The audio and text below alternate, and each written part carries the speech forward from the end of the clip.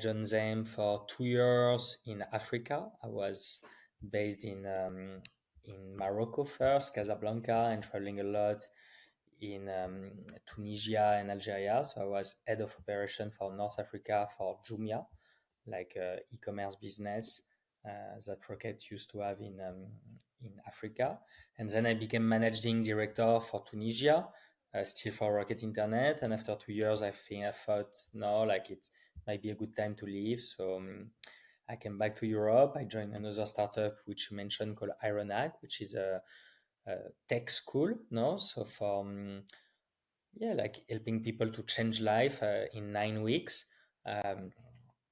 So it was a school of data, developer, UX, UI designer, and I was in charge of opening new markets. So I opened Paris, I opened Berlin, I opened Amsterdam, I opened Lisbon, I opened Sao Paulo, Mexico, so many cities. And at the beginning, I was the launchers and head of expansion. I ended up being like the COO, managing all the global operation of the business. And I stayed there another 2 years. And after that, I felt I was ready to launch my own business, so start working on the idea of Fleet. And it's been 5 years now, and I think it's also why I'm here in this podcast.